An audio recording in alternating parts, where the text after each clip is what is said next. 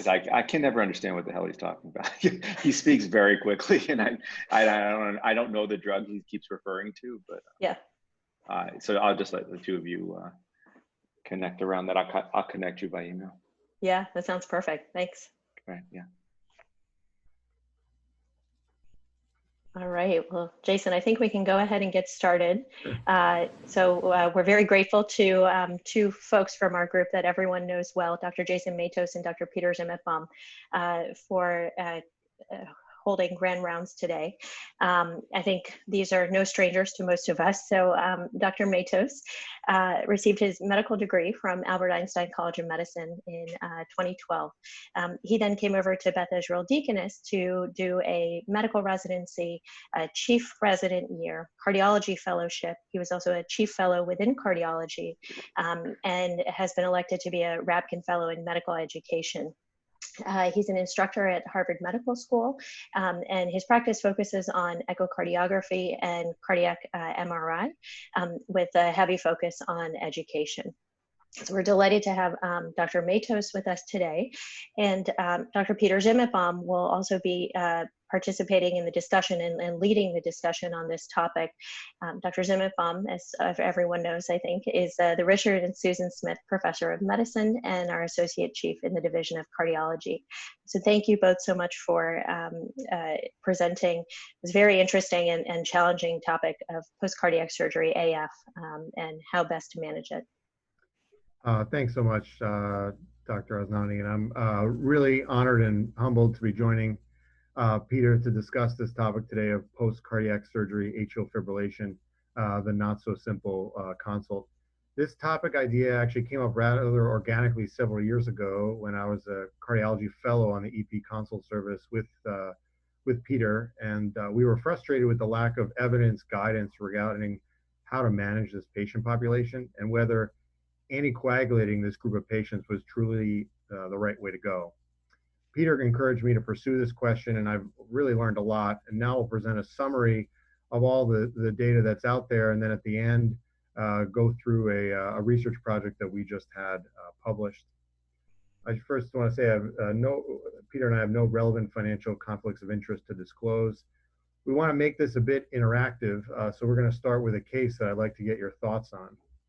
So a 78-year-old male with a history of hypertension, GERD, and CAD, who after a positive stress test and an angiogram that showed 3-vessel disease is now post-operative day 2 from CABG. You're being consulted for new atrial fibrillation. The patient, by the way, is already on metoprolol. So once the fellow comes to staff the consult, the patient's now in sinus rhythm. You review the telemetry and show that there were 3 hours of atrial fibrillation. The patient now feels well, has no complaints. Maybe the chest felt a little funny during the atrial fibrillation, and patient of note has normal kidney function. So the question is, what would you do next? And we're going to launch the poll now. So you have 4 choices regarding, are you going to anticoagulate the patient and or prescribe amiodarone? Are you going to not anticoagulate and not give amiodarone, just wait and see? No anticoagulation, but give amiodarone, anticoagulate without amiodarone, or anticoagulate with amiodarone. All right, the votes are flying in. Excellent. We're almost halfway, participants. All right, I'll cut it off in about 10 seconds because we've lagged a little bit in our, oh no.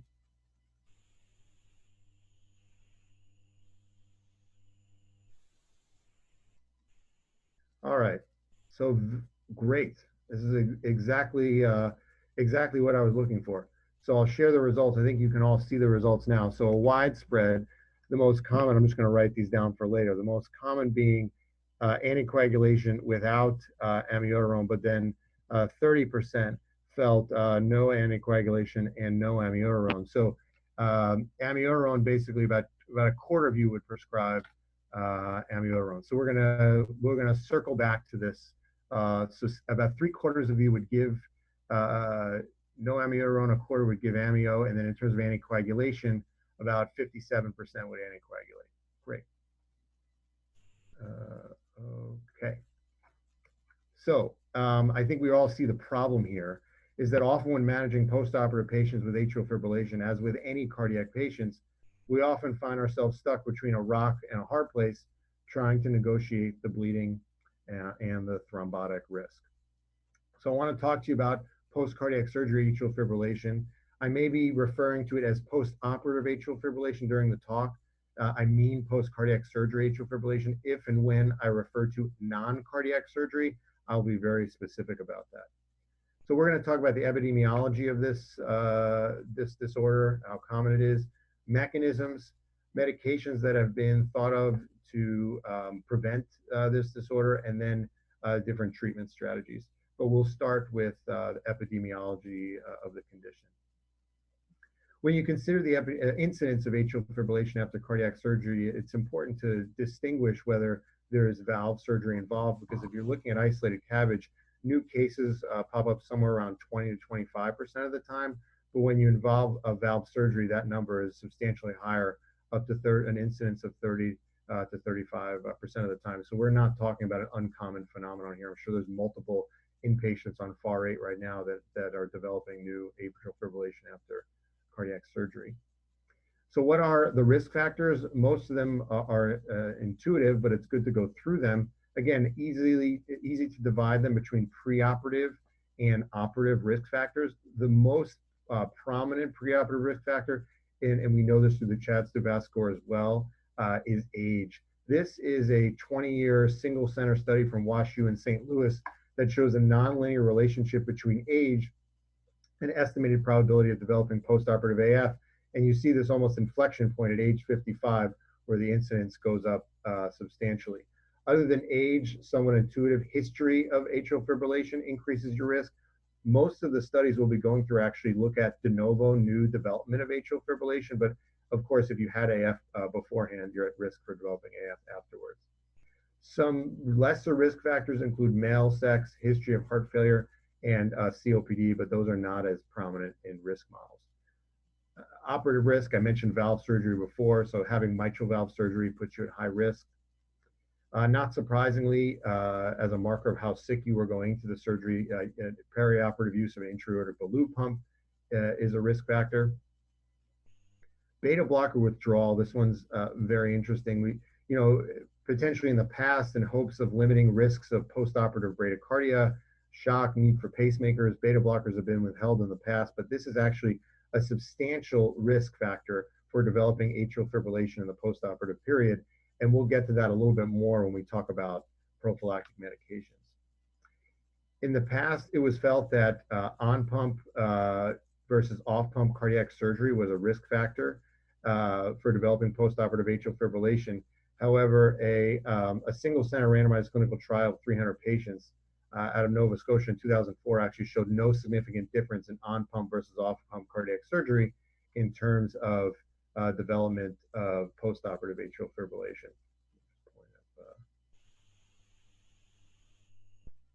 Okay, so really on-pump, not a risk factor. You can throw all these into a score, just like we got risk scores for almost anything these days. It's called a POAF score, the postoperative atrial fibrillation score after cardiac surgery.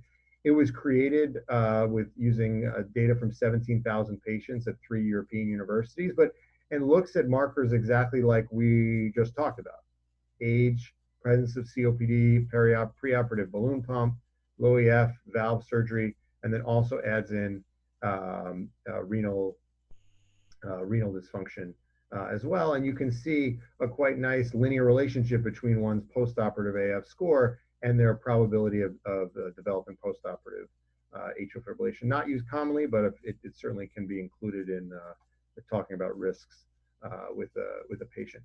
I wanted to also bring up this other work that's been done here, led by Tiju Kai, who is a visiting CMR fellow here, and obviously Warren Manning led the way as well, and I was somewhat involved. Another potential perioperative risk factor for postoperative atrial fibrillation. This really interesting prospective study, I want to focus on these 107 patients without a prior clinical history of AF that were going for any cardiac surgery. And there's this theory that, and it's been seen before, and Dr. Manning has shown before, that you can have discordance between an EKG that can be in sinus rhythm and pulse wave Doppler of your appendage that actually can be fibrillating. And they found that these 107 patients without any history of AF, actually 36% of them had appendages that were not in sinus rhythm. And what they found that if you looked at the discordant group, that the sinus rhythm EKG and the fibrillating appendage, 41% of them developed AF versus 25% in the concord and usual group did not develop AF. And when you focus on only patients with isolated CABG, take out the valve surgery patients, that difference becomes statistically significant, suggesting that this discordant group could also increase your risk of postoperative atrial fibrillation. So I thought it was an interesting study to bring up. So what are the implications of developing post-cardiac surgery atrial fibrillation? Well, there are numerous. There's an Annals of Surgery study here from 1997, looking at over 3,800 patients, that showed in the group that developed atrial fibrillation, you're at much higher risk of developing lots of complications, readmission to the ICU, MI, heart failure, stroke, and mortality. A more recent study out of the Brigham, looking at about 400 or 500 patients, showed increased length of stay with atrial fibrillation. And a very large study coming out of Texas Heart, published in JACC in 2004, of over 6,000 patients, showed increased risk of death, stroke, and length of stay. A lot of these were adjusted for different potential confounders, but I think it's obviously important to know two things. One, the association with these events does not necessarily implicate causation, and that there likely are some unmeasured confounders here. I know there are probably some Smith Center people watching, so I hope none of them are cringing at those statements, but I think they're somewhat accurate. So what about cost implications? Much work has been done demonstrating increased hospital costs from post-cardiac surgery atrial fibrillation. A notable paper by a group, the Mahaffey group out of UVA, looked at 10-year data using the STS Database from the state of Virginia, and showed that for every episode of post-operative cardiac surgery atrial fibrillation, it costs the system a little over $5,000, which, if you look at these complications, is actually the cheapest of all these complications. But I mentioned how common it is. So when you combine all the patients that develop post-cardiac surgery atrial fibrillation, it actually becomes the second most expensive. And I want to add that they used used hierarchical modeling to identify inflation-adjusted costs here. So there was some controlling for any cost issues. So a lot we just went through for epidemiology, but I want to just summarize by saying repeating what the incidence is, and there's a difference between between non-valvular and valvular surgery. Most notable risk factors are age, preoperative AF, and concurrent valve surgery. On-pump surgery, likely not a risk factor, but I think that discordance between the EKG and the pulse wave Doppler of the appendage is something interesting and to look for more moving forward. And many studies show association of AF with poor postoperative outcomes, but this does not necessarily prove causation, and there's certainly some other confounding that might be present. So this brings us to talk about potential mechanisms for developing post-cardiac surgery atrial fibrillation. So we'll start with saying that the two principal insults from cardiac surgery are the pericardiotomy and the atriotomy that have been shown to produce a hyperinflammatory state. And this hyperinflammatory state is likely contributes to a lot of the pathways that lead to inflammation. So studies have shown that sterile pericarditis in dogs and other animals has been shown to shorten the effective refractory period. And then this shortened effective refractory period can increase the susceptibility to reentrant atrial arrhythmia induction. In addition, inflammation has been shown to reduce mRNA and protein levels of connexins. These connexins, number 40 and 43, if you're scoring at home, are responsible for intercellular electrical coupling. With decreased connexon function, this can lead to increased conduction heterogeneity in the right atrium, and therefore, again, another source of reentrant arrhythmias. Another contributor to atrial fibrillation, in addition to possible reentrant mechanism, is through triggered activity helps contribute as well. We see triggered activity develop through excessive prolongation of repolarization that leads to early EADs, or early after depolarization. And the second way we get triggered activity is from calcium handling abnormalities. And actually, there was one study that looked at RNA using a real-time quantitative PCR from atrial tissue of patients prior to cannulation for cardiac surgery, and they looked at certain protein levels in patients that did and did not develop postoperative atrial fibrillation. And they found in the patients that did develop postoperative atrial fibrillation had decreased levels of this protein called sarcolipin. Sarcolipin is known to inhibit the protein SERCA, which is known to promote calcium handling in the sarcoplasmic reticulum. So you can imagine in a postoperative, hypothetically, in a post-cardiac surgery AF patient, if they have lower levels of sarcolipin, they're unable to inhibit this SERCA protein, and therefore SERCA is able to increase the levels of calcium available in the sarcoplasmic reticulum, which can lead to increased triggered activity. So all three of these mechanisms can contribute to postoperative atrial fibrillation. This, again, is demonstrated in a kind of a much fancier figure that was published in a Nature review just last year. And you can see here that fibrosis of the atria, decreased connexin function, decrease in the effective refractory period, all can lead to this potential reentrant substrate, versus the increased calcium load can contribute to triggered activity. I would also say more recently, different groups have been using genetics to also help inform other potential biochemical pathways. So just to review those mechanisms, atriotomy and pericardiotomy lead to massive inflammation, which increases reentrant potential, decreases the effective refractory period, and increases the conduction heterogeneity, so that increases reentrant potential. And then you can see some increased triggered activity through calcium load, potentially through lower activity of this sarcolipin protein. I think it's interesting because we're about to talk about therapies, and first off, prophylactic therapies. And we'll see that these, a lot of these drug targets for prophylaxis are really trying to target these different potential mechanistic pathways. So let's get into a few of those right now. I want to start by saying that most of the prophylactic treatments that we will discuss were evaluated with small single-center RCTs, and therefore numerous meta-analyses over the last 15 years have tried to centralize the data.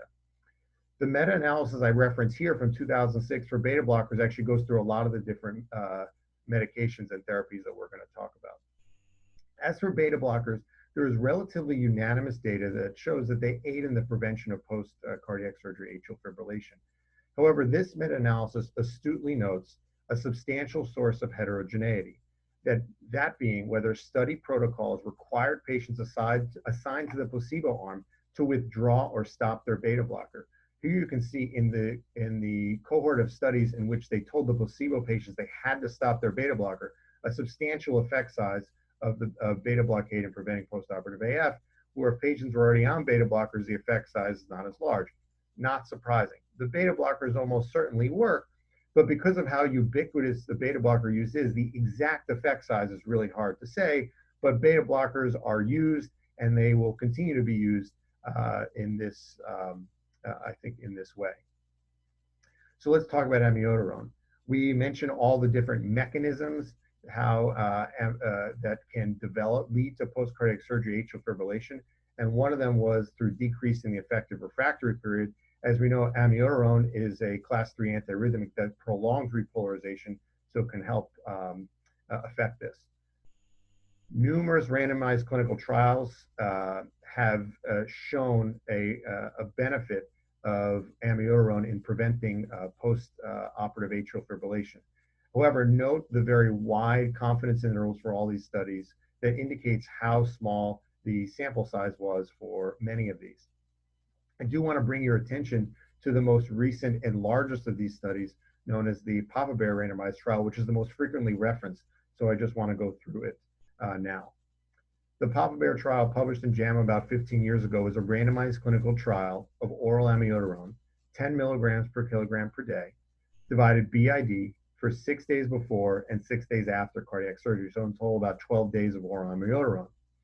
The primary outcome was the presence of an atrial tachyarrhythmia after 6 days, thanks Joe, after post-operative day 6.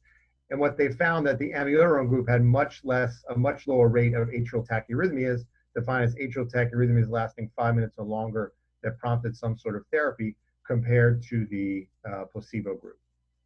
So again, this is the most recent randomized trial, and this is from 2005, 2006. So I just wanted to show one other larger, more recent trial that, albeit was observational.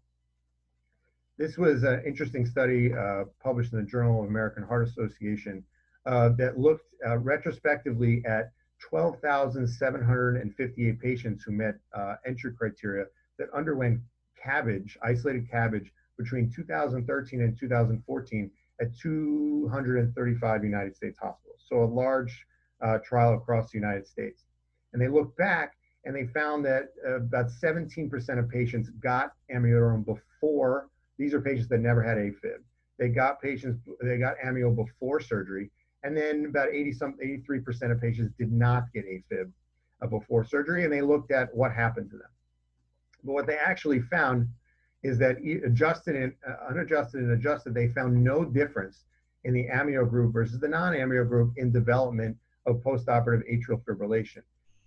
However, they looked back and noticed there was probably some sort of confounding here, that if you were planning to give someone amiodarone before surgery, they may have been someone that was more likely to develop atrial fibrillation postoperatively, that they may have had more risk factors. So they used an instrumental variable actually to account for this, and the instrumental variable was actually the rate of prescription of amiodarone in each hospital. They found a wide variation of hospital prescription patterns of amiodarone, and when they used this instrumental variable, they found an absolute risk difference of 11% decrease in atrial arrhythmias when amiodarone was used. I think it's interesting to note that the hospitals that did use more amiodarone were smaller, non-academic, and located in the southern part of the United States. A lot of data I presented to you on amiodarone in terms of prevention, older randomized trials, and this more recent observational trial, and it has led to, in the AHA guidelines, a class 2A recommendation for preoperative administration of amiodarone in patients undergoing cardiac surgery. You may think to yourself, why aren't we doing that here? And I've asked myself the same question, and working with Peter and speaking to our cardiac surgeons, tried to kind of answer that question, and I'm not sure that totally answers why we're not using it, but we'll go through some of the issues here. So this table is taken from that PAPABEAR trial that shows, not unsurprisingly, an statistically increased rate of bradycardia requiring pacing in the amiodarone group, and also a concerning trend toward a very long QT prolongation. We know usually amiodarone on its own is not a big trigger for torsade, but combined with other medications, certainly can be the case. So we worry about bradycardia and QT prolongation. There's a very interesting meta-analysis that looks at the safety of amiodarone in all these trials, and they highlight the bradycardia that was also mentioned in the PAPABEAR trial, and also talks about how nausea can be an issue too, and in postoperative patients dealing with more morbidity is not necessarily helpful, and also can lead to some polypharmacy that can be problematic as well. I wanted to bring up another concern as well, which is the logistical issue of prescribing and deprescribing amiodarone. This small paper in the Green Journal looked at 100 patients. This is non-surgical, but I thought it was interesting. 100 patients with AF with critical illness, and 59 of them were discharged on amiodarone from after their critical illness, but actually 48 of those 59 were in sinus rhythm, and 29 of those patients actually had no cardiology appointment. Now, you could argue that patients after bypass surgery will all have cardiology appointments, so that won't be a problem. But again, we've all seen that amiodarone prescription that's just hasn't fallen off, and we wonder why someone's been on amiodarone longer than they need to be, and so the deprescribing can certainly be an issue. So the last concern I want to bring up may be a bit more controversial, but it's certainly a phenomenon acknowledged by this institution. I first want to start by showing a case report published in Cleveland Clinic.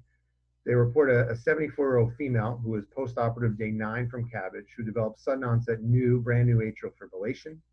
She was brought to the intensive care unit and initiated on amiodarone and metoprolol without anticoagulation. Within 12 hours, she was back in sinus rhythm. Unfortunately, 24 hours later, she developed right-sided weakness with acute infarct on her MRI, and a subsequent TE did show a left atrial appendage thrombus. So there is this 48-hour rule that atrial fibrillation less than 48-hour duration may not require anticoagulation. But this number has been questioned by many, including Peter, and John Wax has done some work on this as well.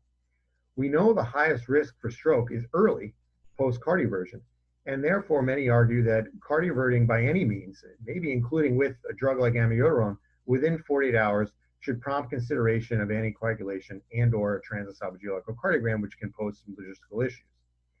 And there's also an additional theory. Warren Manning was the first to show a lag in atrial mechanical recovery after electrical cardioversion. This subsequent paper demonstrates evidence of the same lag in mechanical recovery seen with chemical cardioversion. Again, it's an old paper, and you actually see it with pharmacologic cardioversion with quinidine. And as you can see here, is that even at post-op day 1, the A wave, which is the indicator of mechanical atrial function, is much lower than it ends up being by post-operative day 15, indicating that possibly that this patient may be at higher risk for stroke despite the EKG showing sinus rhythm, that possibly the quinidine use may have caused atrial stunning as well. I'll say anecdotally in our practice here at BI, these potential mechanisms prompt many cardiologists, not all, to withhold amiodarone unless an anticoagulation strategy is present.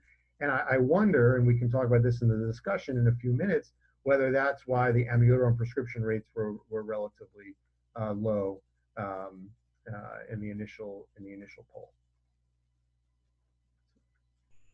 So how about all these other therapies, steroids, statins, atrial pacing, magnesium? We'll go through them one at a time. Steroids have been shown in small studies to limit post-cardiac surgery AF with the simple premise that limiting that inflammation that I talked about on the mechanisms can improve outcomes. However, 2 randomized clinical trials have really disproved this. One out of the Netherlands of over 4,000 patients using dexamethasone showed that this medication had no benefit in limiting post-cardiac surgery atrial fibrillation. And then a subsequent trial published in Canada of over 7,000 patients published in The Lancet showed, again, no benefit of methylprednisolone in developing new post-operative atrial fibrillation. So again, 2 randomized clinical trials show that steroids do not work. Another drug that's been shown to limit inflammation is statins, and that's been put into question as well. There's actually one well-cited small randomized clinical trial out of Italy of 200 patients called the ARMIDA-3 trial, actually did demonstrate a benefit of atorvastatin in limiting post-cardiac surgery atrial fibrillation. Interestingly, though, the administration of atorvastatin did not seem to affect CRP levels of these patients. This, among other studies, prompted a larger randomized clinical trial of 2,000 patients published in the New England Journal of rosuvastatin that showed that, in fact, rosuvastatin did not have any effect on the development of post-cardiac surgery atrial fibrillation. So small RCT supports statins, but a larger one refutes. It's a bit of a moot point, as the overwhelming majority of these patients are going into cardiac surgery on statins anyway. So we talked about effective refractory periods being treated with amiodarone, inflammation being potentially treated with steroids and statins. How about this conduction heterogeneity? Well, one way of combating this in the past has been thought to be atrial pacing. So I bring up that really nice meta-analysis from 2006 again, that astutely knows that there was this overall benefit of atrial pacing, but it seems to be only seen in biatrial pacing. And the issue with biatrial pacing is it can be quite cumbersome and frequently associated with pacing and capture issues, and so therefore it's not typically used and not something we routinely use to try to limit post-cardiac surgery atrial fibrillation. Finally, we had mentioned calcium handling. And one potential inhibitor of calcium channel blockade is by high doses of magnesium. And so this has been studied pretty frequently as well.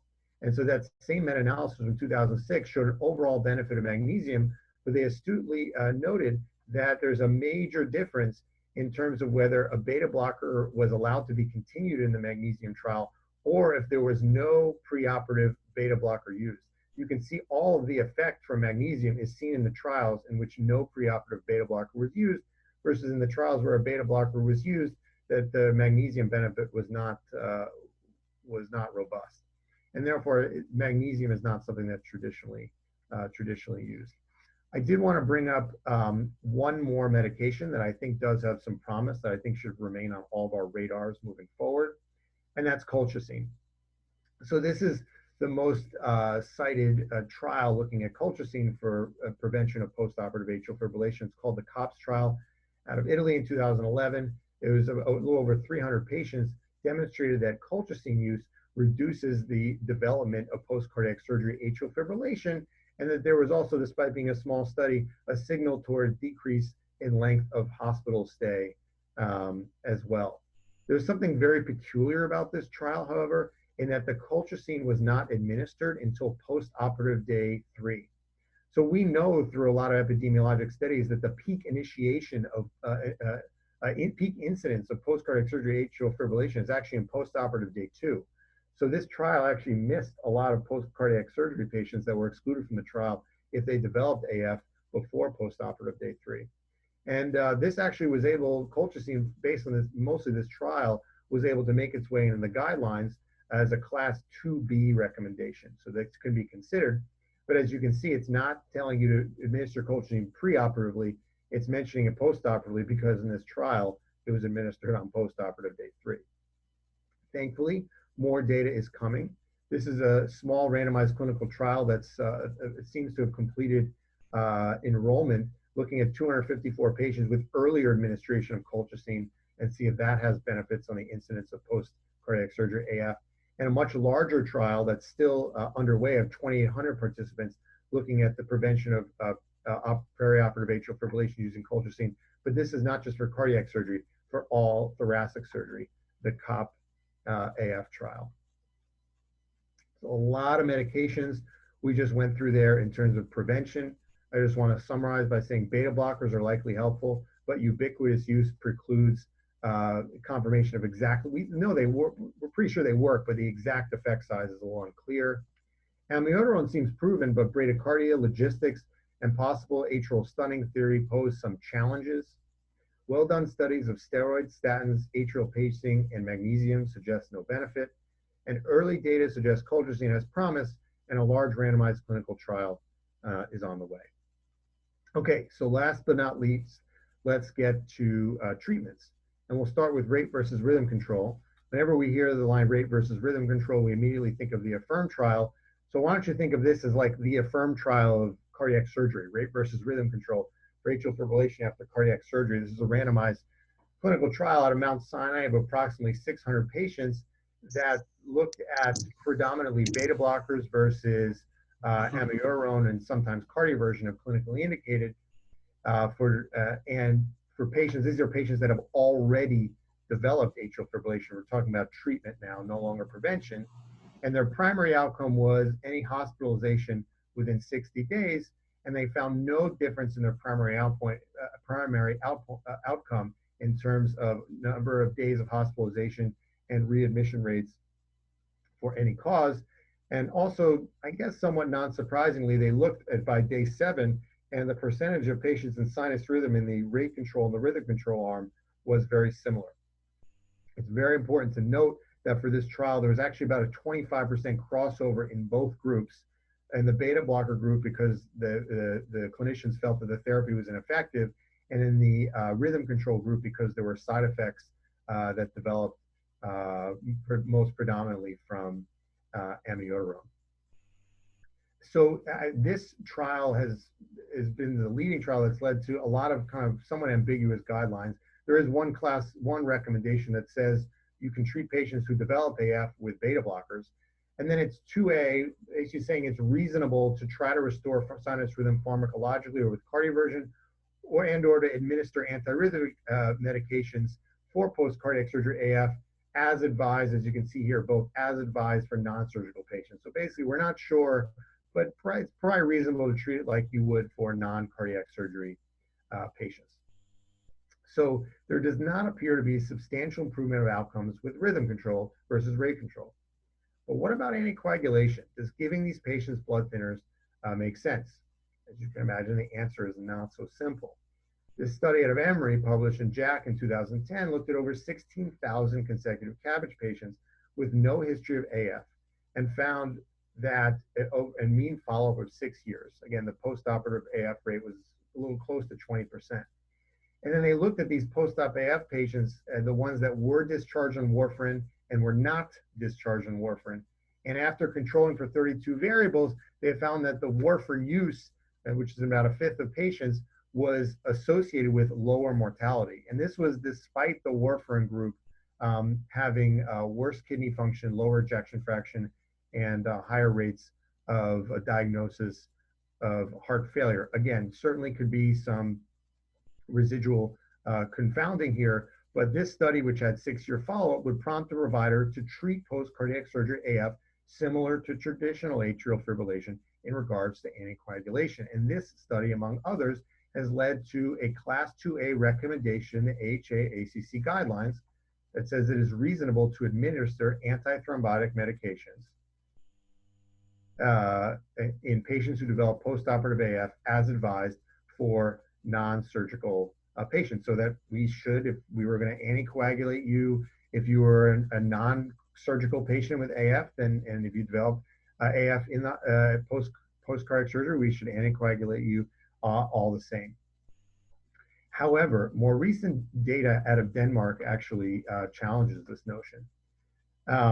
Using a Danish nationwide database, stroke rates in patients with new post-cardiac surgery atrial fibrillation were compared to age, sex, and CHADS 2 VAS score matched patients with non-surgical, just off the street, non-valvular atrial fibrillation, but similar clinical characteristics. And they looked at these patients over 10 years and looked at their rates of thromboembolism, and they found that the rates of thromboembolism in the post-cardiac surgery group were not as high as the non-valvular atrial fibrillation group. But this is the most fascinating part. In a separate publication, the same group, using the same registry, took non-cardiac surgery patients, again, my first time bringing up non-cardiac surgery, just any traditional surgery, who developed atrial fibrillation, and looked at their thromboembolic risk compared to this similar non-valvular atrial fibrillation group. And they found that the post-non-cardiac surgery AF patients had similar rates of thromboembolism, similar to the non-surgical AF population. So this brings up a question that I'll highlight again later. Does post-cardiac surgery AF have lower thromboembolic risk compared to non-valvular AF and non-cardiac surgery AF? Well, this idea was emphasized further in a recent JAMA publication that looked at over 1.7 million eligible patients in a California administrative database, looked at perioperative atrial fibrillation in those patients that experienced a stroke. They separated the different types of surgery, cardiac versus non-cardiac, and showed, did you develop AFib after surgery or did you not develop AFib after surgery? So it's not surprising, but if you developed atrial fibrillation after either type of surgery, you had a higher risk of developing stroke than if you did not develop atrial fibrillation. However, the actual effect, the hazard ratio in the cardiac surgery group was significantly lower than the non-cardiac surgery group, indicating again, is that cardiac surgery group different than the non-cardiac surgery group? I'll say that one theory that's been circulated is that atrial fibrillation development in cardiac surgery may be more from mechanical manipulation and that inflammation experience that goes on with the pericardium, and that may be more temporary, versus atrial fibrillation that develops after non-cardiac surgery. You don't have that pericardiotomy or atriotomy. It may be more catecholamine driven, triggered activity driven, and that could be something that could come up again at any time with higher risk for recurrence, and maybe that non-cardiac surgery population may be at higher risk of more AF and more thromboembolism. Again, just a theory, not definitively proven. So let's talk. So we've talked a bit about anticoagulation. Let's talk about the atrial appendage. So obviously, it's known as the major nidus for thrombi that develop with atrial fibrillation, and then also the ostium can be electrically active and may be important in atrial fibrillation initiation. So there are different ways of excluding the left atrial appendage through oversewing, but that's unfortunately been shown to have leaks and increase stroke risk. Excision and AtriClip also have some complications as well. So this has been looked at a bit retrospectively. This is a propensity score matched analysis of 10,000 patients of nobody who had AF, and they looked at the ones who had appendage exclusion versus patients who did not have appendage exclusion, and they found no difference in stroke-free survival. However, this will be looked at in the future more prospectively. LAAOS-3 trial will look at this prospectively in patients that have a history of AF, and we'll look at their stroke rates in cardiac surgery patients. And then this ATLAS trial will look at atrial appendage exclusion in patients that didn't have a previous history of AF, and we'll compare stroke rates. Okay, so a lot we went through there in treatment as well. No proven difference in outcomes between rate and rhythm control for post-cardiac surgery atrial fibrillation. So this is one thing I've sort of highlighted a few times. Anticoagulation for post-cardiac surgery AF appears to be associated with better mortality in the long term. However, the thromboembolic complications from postoperative AF appear more significant with non-cardiac rather than cardiac surgery. And prospective data on left atrial appendage exclusion is coming soon. So Peter and I and our group felt that there were still some questions that remained about this patient population. So one, what are the practice patterns across the country? I sort of surveyed you guys what your practice patterns are, but what are people doing across the country? Does anticoagulation benefit new postoperative atrial fibrillation patients in the short term? Is there an increased stroke risk if a patient with new post-CABG AF is discharged with amio and no anticoagulation? And what about DOACs? We haven't talked about that at all. And this prompted our trial, which was just recently published in the Journal of Thoracic and Cardiovascular Surgery. I want to thank Susan McElvain, who is now one of our first-year fellows, who was extremely instrumental in getting this work done, along with Kamal Kabaz from cardiac surgery. Frank Selke, a former surgeon here, is now Brown. Bobby Yeh, obviously, Peter, of course, and then folks from the Duke Clinical Research Institute. What we did was using patients from the STS database, which is over 1 million patients who underwent CABG between 2011 2018.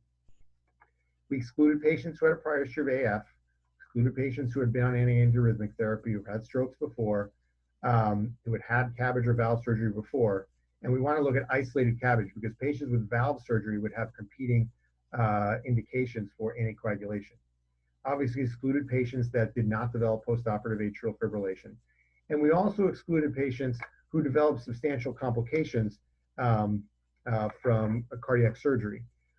We felt that these sicker patients would require more complex and nuanced decision-making regarding the utility of antiarrhythmic drug therapy or anticoagulation. And we also just excluded patients that developed in hospital death, because what we needed to do was look at these patients and see, of these 166,000 patients, what were they discharged on? So we took these 166,000 patients and said, were you discharged on anticoagulant? Yes or no? Just like the question I asked you. Were you discharged on amiodarone? Yes or no?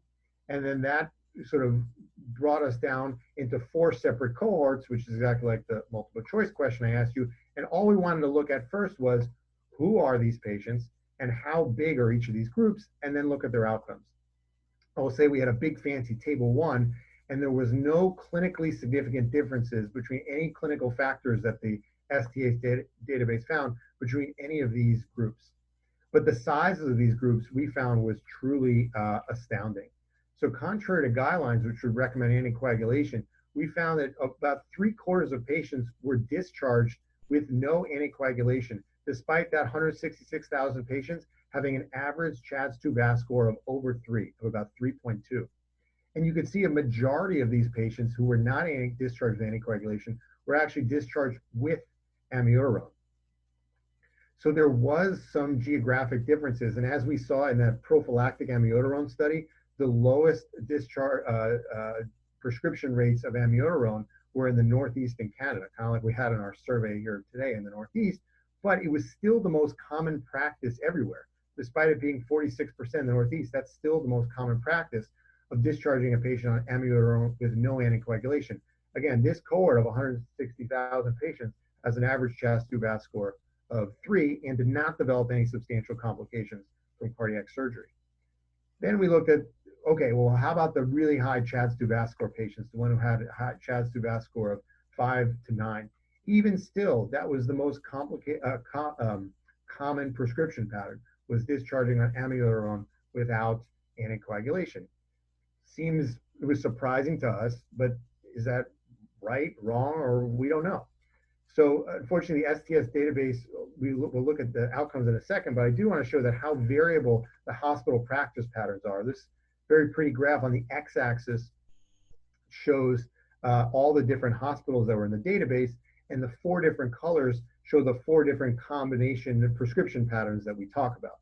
The blue is the amiodarone without anticoagulation group, and you can see the extremely wide range of prescription patterns here that across individual hospitals. So as I mentioned before, let's go to adjusted 30-day outcomes between these groups. So if you just separate anticoagulation versus the non-anticoagulated group, anticoagulation in those first 30 days does not provide any statistically significant benefit here, or is not associated with any statistically significant benefit of preventing stroke. However, the bleeding risk is substantial, has a ratio of 4.3, and also a very concerning trend toward higher mortality for these patients if they are sent home on anticoagulation.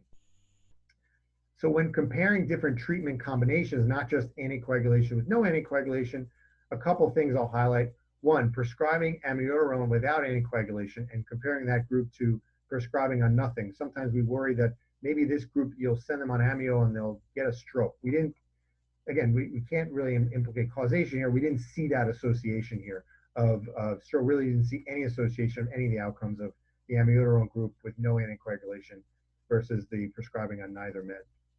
I will say, interestingly, if you look at the amiodarone with anticoagulation versus amiodarone no anticoagulation, that addition of anticoagulation group did show a protection from stroke, that maybe anticoagulation between these two groups does show a decrease in stroke risk.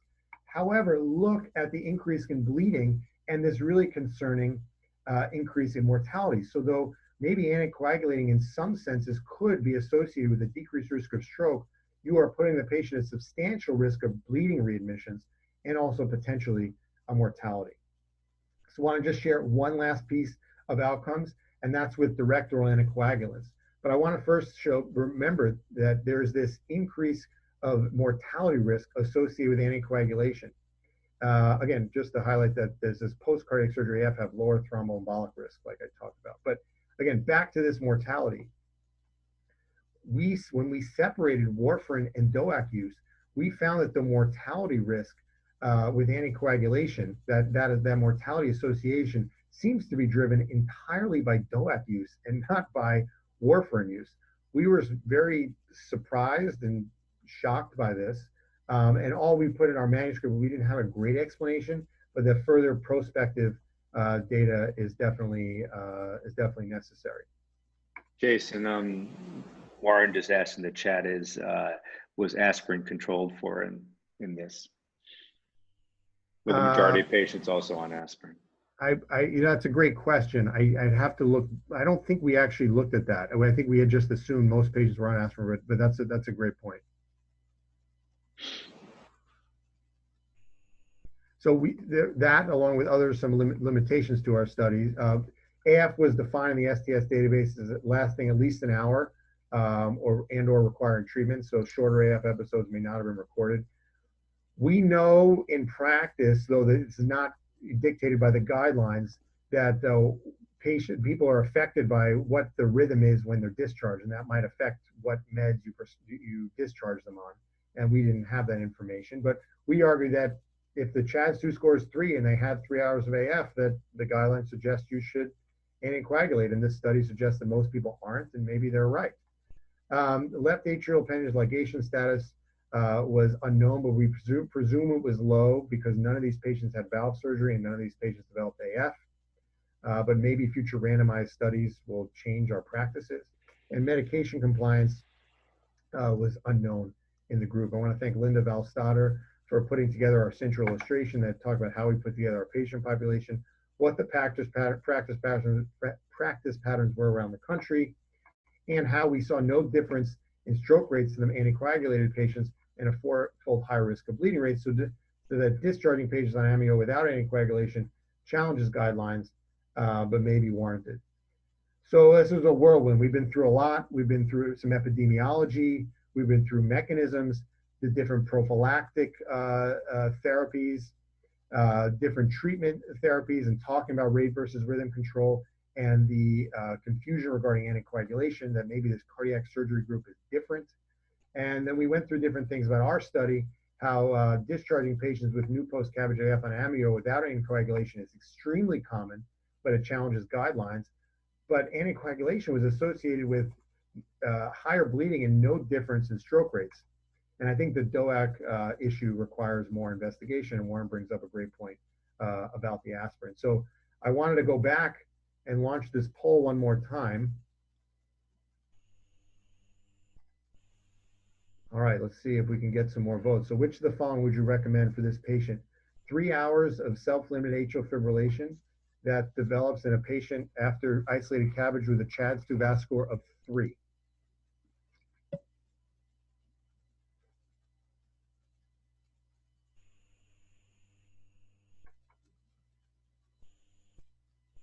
All right, and I'll give it about, just want to have some discussion, so I'll give it about another 10 seconds.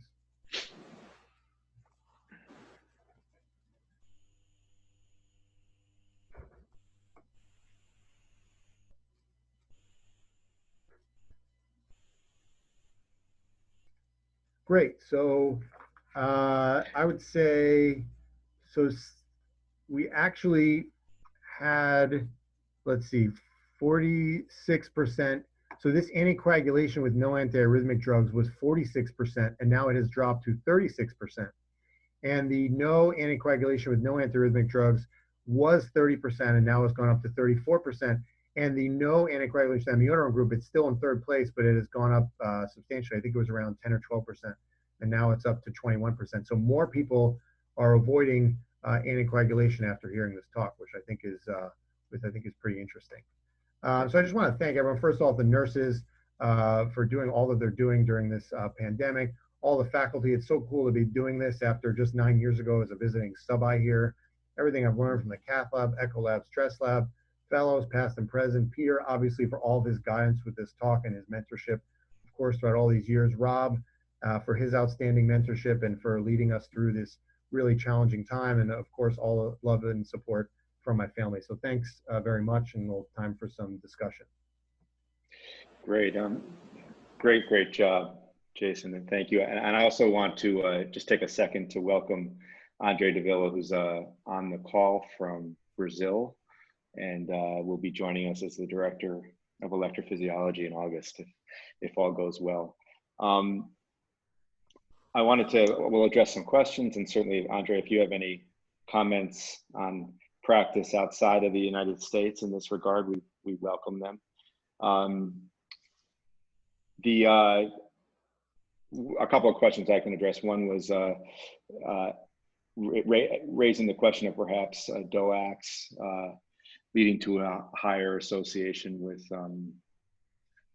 in the presence of amiodarone, a higher bleeding risk. And that certainly is a theoretical concern with some more than others, some DOACs more than others, but it's also a very big concern, of course, with warfarin and a pretty significant increase in INR. So I'm not sure that so much is the answer, but certainly will need to be investigated. Warren brought up the question about whether or not we should be pushing surgeons to be more aggressive with left atrial appendage exclusion at the time of mitral valve surgery. And I don't think we have any surgeons on the presentation this morning, unfortunately, but I agree with you. I think the key, Jason talked about this a little bit, but the key with left atrial appendage exclusion is that it can probably do more harm than good if it's not done properly. And there's, left atrial appendage exclusion was a routine part of cardiac surgery in this, in the early phase of cardiac surgery. It was really not associated with reduction in stroke risks, and probably part of that was oversewing the appendage often results in broken sutures and persistent areas of flow, which may be even more dangerous than not doing anything. I think nowadays, with amputating the appendage, or placing an AtriaCure clip on it, there should be very little risk of reconnection, and if done properly with leaving very little cleft, potentially could be a very valuable addition to that operation. But I can tell you personally, it requires some conversation with the surgeon beforehand, and it's rarely something that's done on their own initiative without us pushing for it. But I think it's a good comment. Andre, do you have anything that you want to add? Maybe RT, you can unmute him if possible. Hi, thank you. So it's a fantastic presentation. Thank you very much, Jason. I had a question for you. In the past, there was some data, because it seems that it would be, the ideal situation would be to prevent AFib, post-operative AFib. There was some data on amiodarone application during surgery epicardially with hydrogel and amiodarone patches.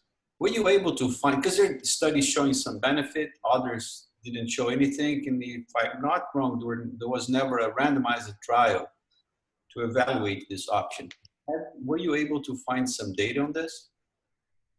Yeah, thanks. It's small, and I didn't include it.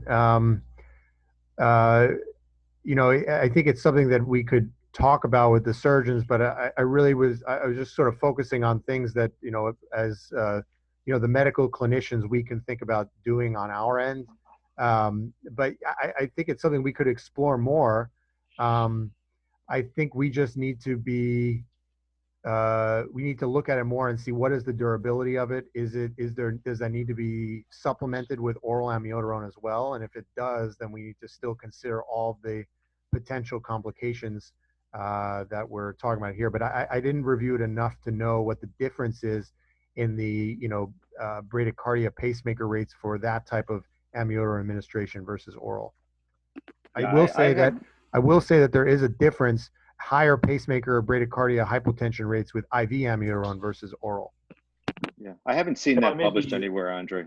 It's I know Richard Verrier may or may not be on the call on the thing. Richard actually did some work with this and had worked on actually various ways of pericardial delivery of amiodarone, both in various circumstances. He probably knows that literature better than I do, but I think it was only published in abstract form. I've never seen it published.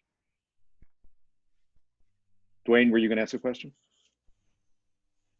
No, I was going to say, you know, this may be, you know, foolish on my part, but if the heart is already, chest is already open and they're looking at the heart, why not just remove everybody's appendages and, you know, put some device encircling around the pulmonary veins and get out of there? If it's really that, you know, common and they're already looking at the heart there, you know, probably takes like 5 minutes, longer than it takes us to write the note for atrial fibrillation. Yeah, well, look, I think that, so the question is whether we should be doing empiric mini maze or full maze. Mini maze is quicker with left atrial appendage isolation.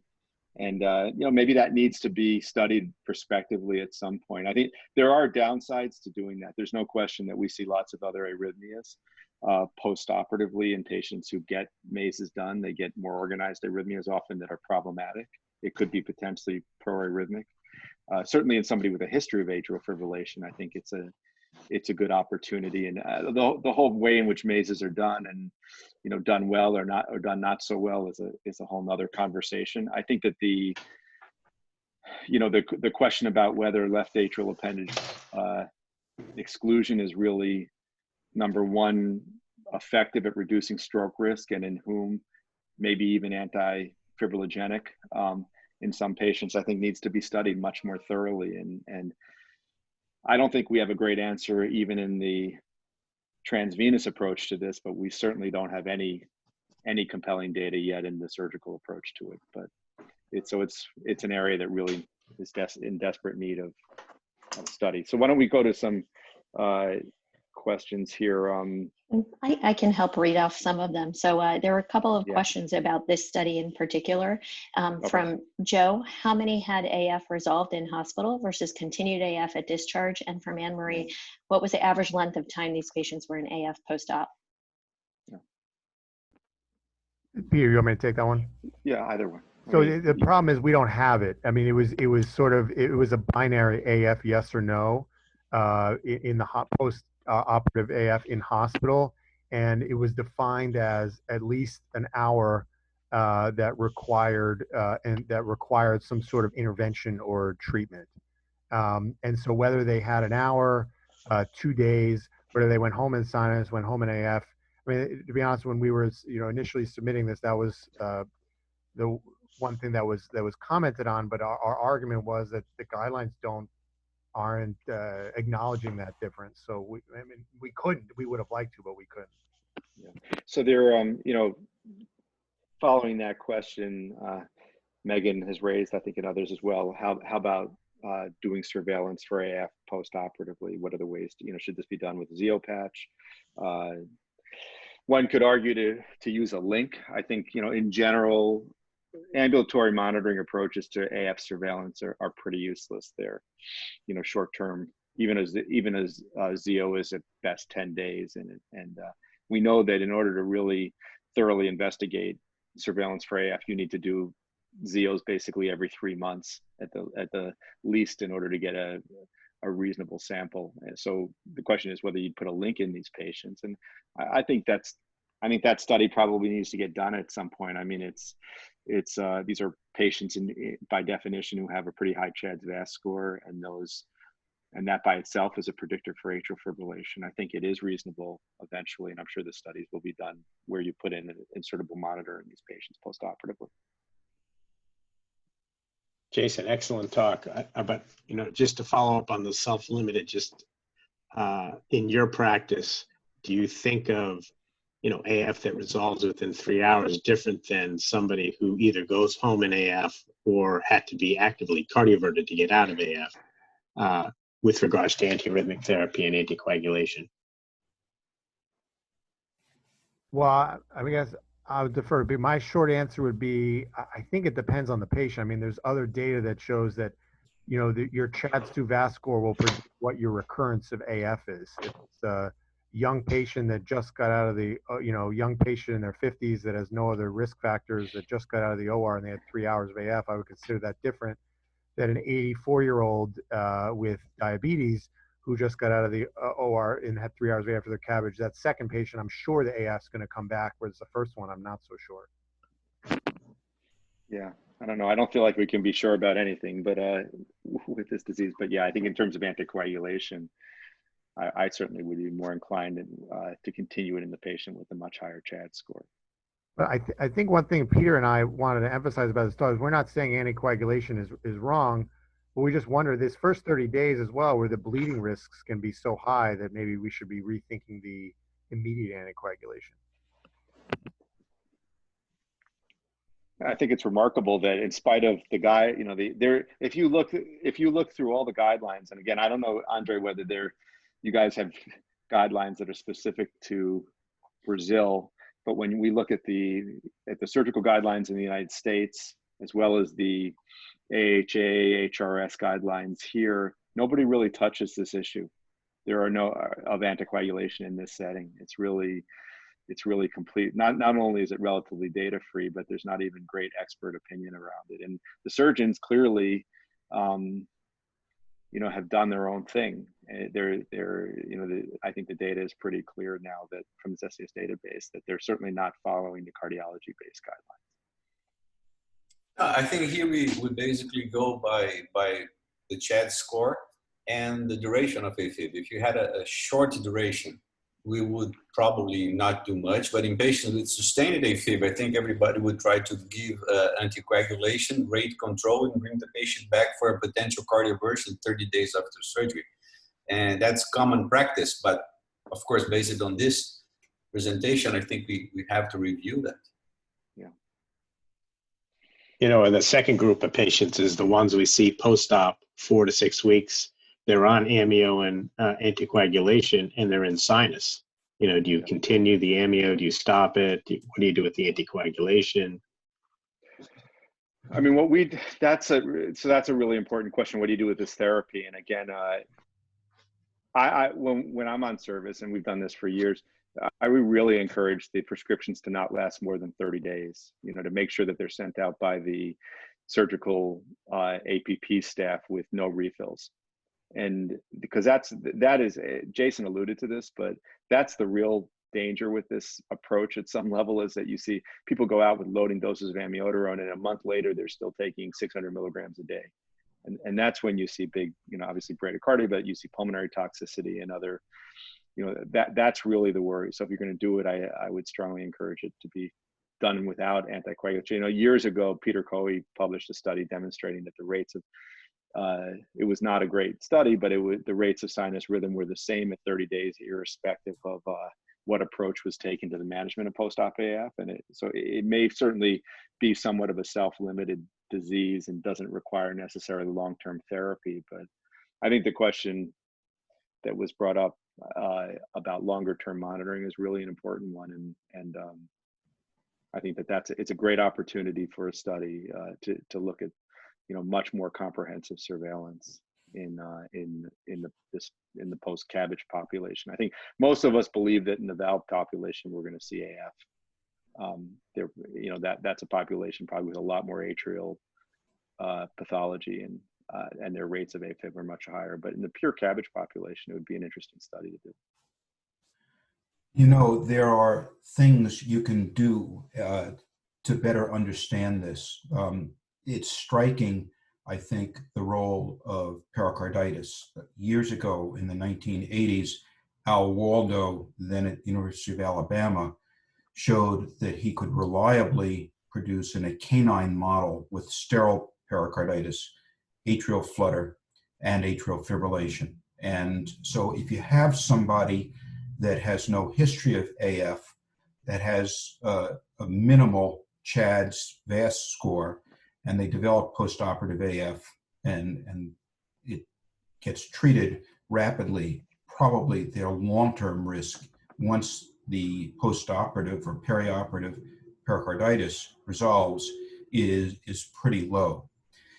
The second thing to think about is you can, to some extent, identify people at higher risk for continued predisposition to AF if you look at the ECG, especially preoperatively.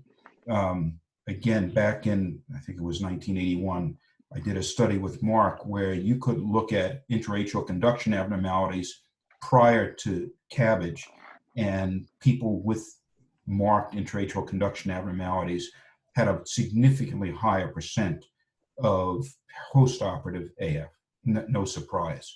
So you can, if you're contemplating anticipating whether or not somebody is at higher risk and you might want to either give prophylactic or continued therapy with a drug like amiodarone, you can do more to ascertain their risk from the ECG. Great. Okay, well, I think in the interest of time, we'll wrap up. Thank you to Drs. Matos and Zimmetbaum for a fantastic discussion. And we'll see everyone next week. Thanks very much. Dr. Osnani.